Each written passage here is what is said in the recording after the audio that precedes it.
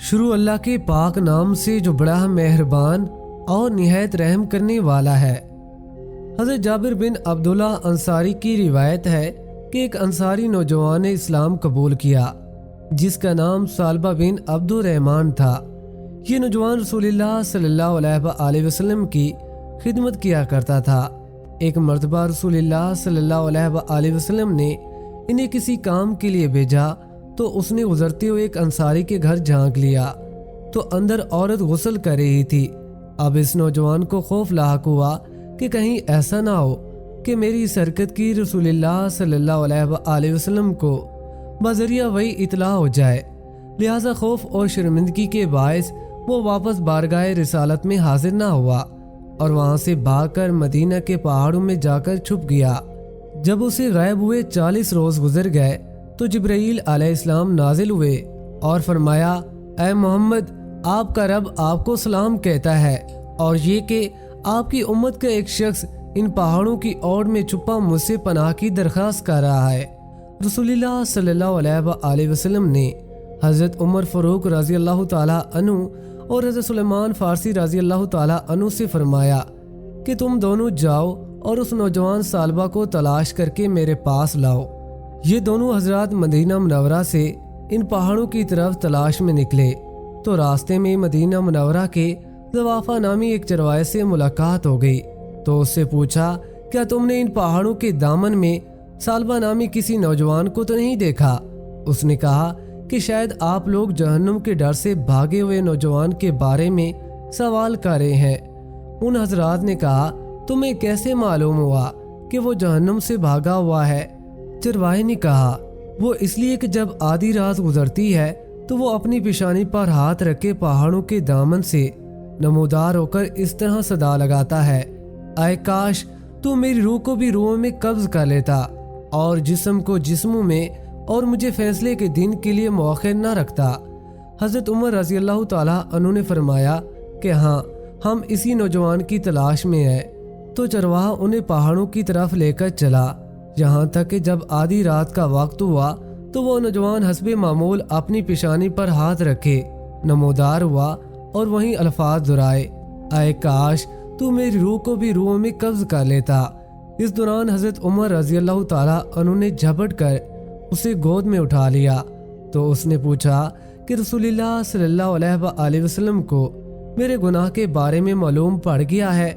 فرمایا، یہ تو مجھے معلوم نہیں، البتہ کل شام آپ صلی اللہ علیہ وسلم نے تمہیں یاد کیا، پھر مجھے اور سلیمان کو تمہاری تلاش میں بھیج دیا کہ جاؤ ثعلبہ کو ڈھونڈ کر لاؤ۔ اس نے کہا کہ پھر ایسا کرو، مجھے اس وقت بارگاہ اقدس میں لے چلو جب آپ صلی اللہ علیہ وسلم نماز پڑھ رہے ہوں۔ حضرت عمر اور سلیمان فارسی اس کو ساتھ لے کر چلے اور پیچھے سب میں کھڑا کر دیا۔ ثعلبہ نے جب حالت نماز میں رسول اللہ صلی اللہ علیہ وسلم کی تلاوت سنی تو بے ہوش ہو کر گر پڑا۔ سلام کے بعد جب رسول اللہ صلی اللہ علیہ وسلم نے ان حضرات سے ثعلبہ کے بارے میں پوچھا تو عرض کیا گیا، یا رسول اللہ صلی اللہ علیہ وسلم، یہ رہا ثعلبہ۔ رسول اللہ صلی اللہ علیہ وسلم نے اسے ہلایا تو وہ ہوش میں آ گیا تو آپ صلی اللہ علیہ وسلم نے فرمایا، تجھے کس چیز نے مجھ سے غائب کر دیا تھا؟ عرض کیا، میرے گناہ نے، یا رسول اللہ صلی اللہ علیہ وسلم۔ آپ نے اسے تسلی دی اور اسے اپنے گھر جانے کا حکم فرمایا، جس کے بعد یہ نوجوان 8 روز تک بیمار پڑا رہا۔ اطلاع ملنے پر حضرت سلیمان فارسی بارگاہ رسالت میں حاضر ہو کر عرض گزار ہوئے، یا رسول اللہ صلی اللہ علیہ وسلم، احساس گناہ نے ثعلبہ کو بیمار کر ڈالا۔ رسول اللہ صلی اللہ علیہ وسلم نے فرمایا، چلو ابھی ثعلبہ کی اجازت کریں۔ آپ صلی اللہ علیہ وسلم اس کے پاس تشریف لائے اور اس کا سر اپنی گود میں لے لیا۔ آپ صلی اللہ علیہ وسلم نے فرمایا، اس وقت تم کیا محسوس کر رہے ہو؟ تو اس نے فرمایا، یا رسول اللہ صلی اللہ علیہ وسلم، مجھے ایسا محسوس ہوتا ہے کہ میرے جسم کی گوشت میری کھال اور ہڈیوں کو چونٹیاں سی کاٹ رہی ہیں۔ آپ صلی اللہ علیہ وسلم نے فرمایا، کوئی خواہش ہو تو بتاؤ۔ عرض کیا، یا رسول اللہ صلی اللہ علیہ وسلم، میرے رب کی طرف سے مغفرت کا پروانہ اور بس۔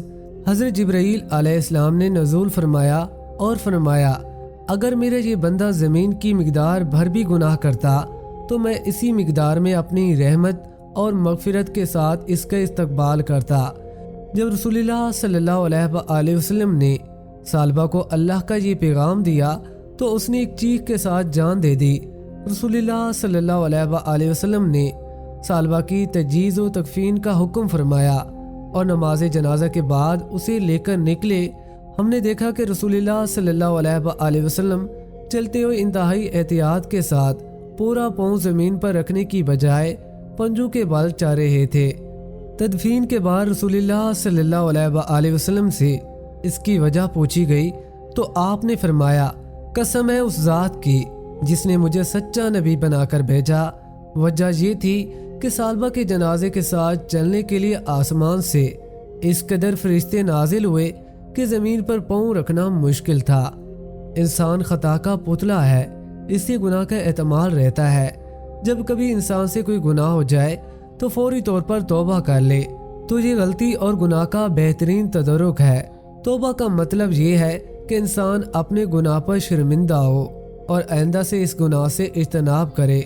سب سے پہلے انسان حضرت آدم علیہ السلام سے بھی چوک ہوئی تو انہوں نے رو رو کر خدائے تعالیٰ کی بارگاہ میں معافی مانگی۔